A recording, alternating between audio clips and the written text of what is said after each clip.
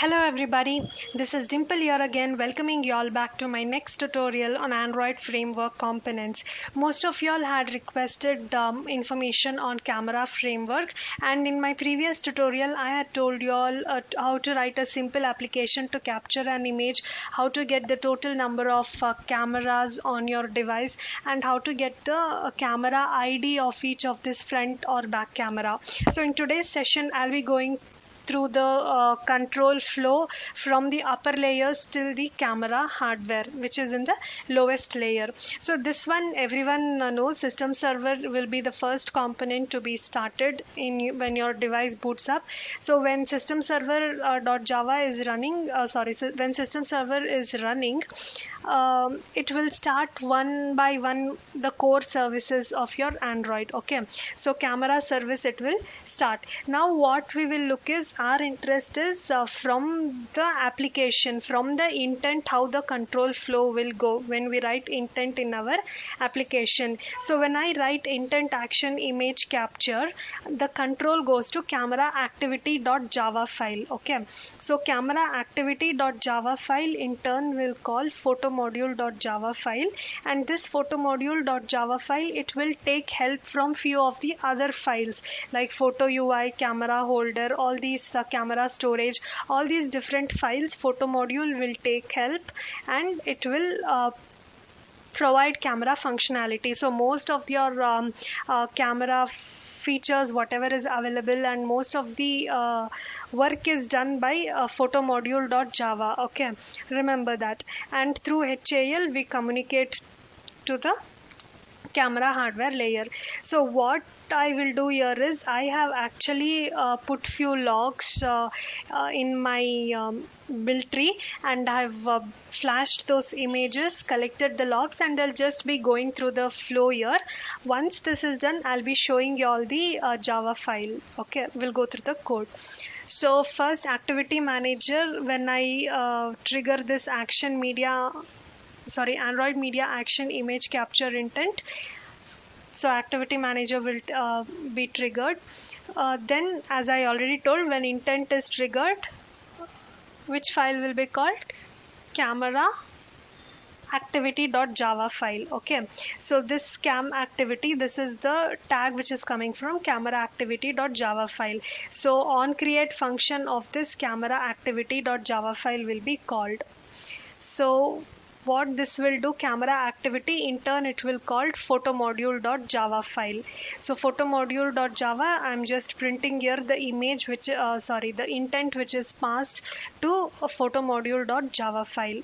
Then this photo module in turn it will take help of photo UI.java to set up the surface for the camera application to be launched. Okay, so all that, to make the preview ready, all that, it will take help of photo UI.java, and then it will call open function, open camera device. Here photo module is the one who is opening the camera device, and photo module will again take help of camera holder, which will give us the camera ID. Okay, it will obviously communicate with the lower layers with the kernel drivers and get us the ID. Then this camera service will be running in background, which will be giving the status information about the camera on our device. So we called on opened function from photo module.java. From the same photo module.java we are calling on resume function. So inside on resume, a few initializations will be done.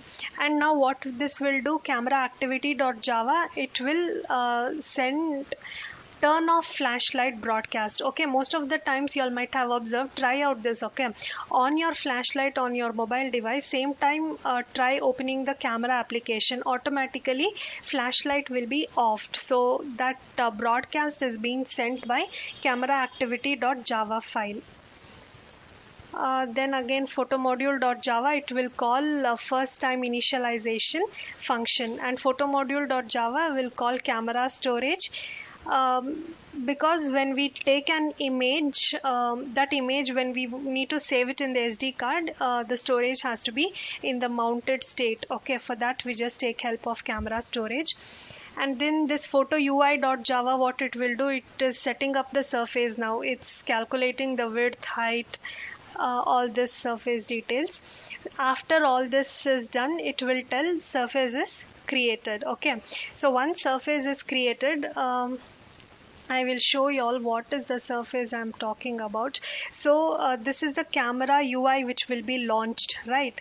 There will be one shutter button to click the image. There will be option to switch between the front camera and back camera, and there will be different options, right? So now whatever we are seeing here, okay, or surface created, whatever surface is it is creating, all that is done in order to display this particular camera activity, this particular camera UI. Okay, so to bring this UI into picture, all these things are happening in background. See, we are calling on draw function. All this on draw function, what it will do, it will just bring this UI into preview, users preview. So this UI, when it is brought into preview, when we click on that, when we trigger that action image capture intent from our application, so when on draw function is called, when that will be displayed,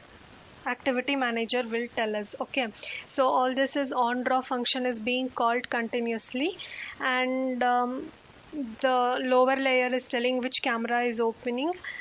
And photo module, yeah, just photo module.java file, what it's doing, it's basically keeping track of few settings like face recognition, sharpness, contrast, color effect, and the picture format, what format your image should be, all that details it is actually managing. So once the camera is opened, once this screen is visible, okay, on camera opened function will be called. And now what we will do, we will load the preferences. So what is this preferences? So there will be a shared preferences, a shared preference.xml file in your device which will have all the settings. Okay, as I told, different settings are there, right? Zoom, contrast, color, all these different settings will be stored in the shared preference, so that it is taking, so that it is displayed in this UI. Photomodule.java will do that. Okay, so again all these settings it's checking. So let us scroll.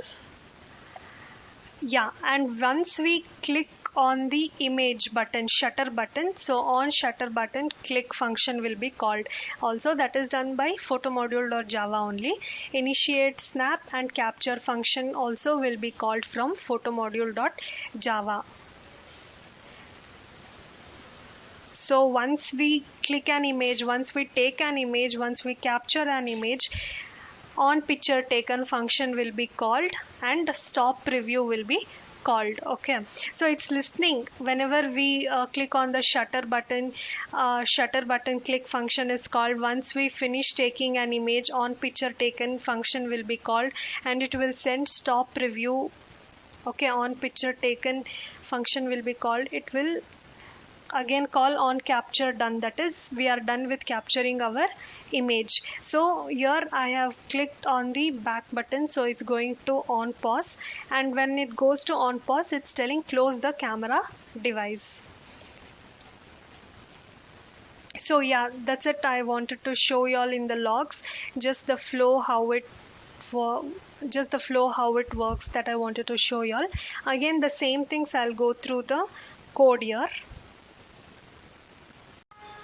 So here, as I already told, who will start the camera service? System server.java will start the camera service. It's starting the camera proxy service, and that service is present in framework based services core Java COM Android server camera server service proxy.java file. So what this will do, it's the system server analog to the camera service running in media server. It will have certain functionalities and responsibilities, okay, which it will do in background. Okay, so when we start clicking an image, when we trigger that action image capture intent, the first control will come to camera activity.java file. So on create function will be called. From on create we come here get first preview. Okay, so here what we are doing, from here we are getting an instance of photo module.java. So this camera activity.java is present in packages, apps, camera, source, com, android, camera. Okay, this is the path. It will do various functions like it's getting the current module, autofocus time, keep screen on, start gallery, reset screen, different functionalities this camera activity.java will be doing. So first from here the control goes to photo module instance. Okay, so photo module on open we call. From here we go back to on resume, and this photo module.java file is present in packages, apps, camera, source, com, android, camera, location.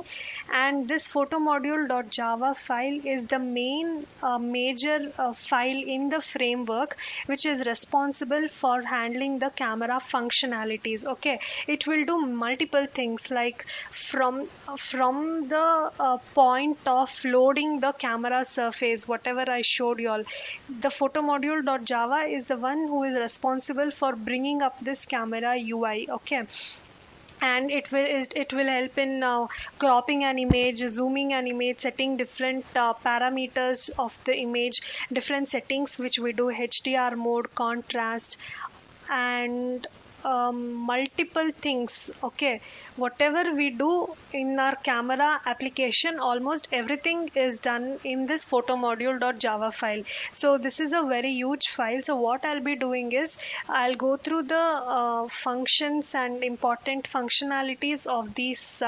photo module.java file in my next tutorial. Okay, for now we will just remember photo module.java is the main pillar in the camera framework. This photo module.java sometimes takes the help of photo UI.java, not sometimes, every time it will take the help of photo UI.java in order to make the surface ready, camera surface ready, so that camera UI is being displayed to the user. So from here we will come back to camera HAL. Okay, through HAL layer we communicate with the lower lying camera hardware, camera drivers, right? So this camera HAL is present in hardware lib hardware modules camera. So this path will depend based on your camera vendor. Okay, sometimes it will differ. So most of the times for every devices there will be a specific vendors, but it depends on your device manufacturers. So camera HAL, what it will do, it will have the same functionalities like I already showed in my previous session how to get the total number of cameras. So the same functions, how it comes to the lower layers, that is shown here. Number of cameras, get the number of camera function. So if I click on this get the number of camera function, I'll again go here camera HAL.h file.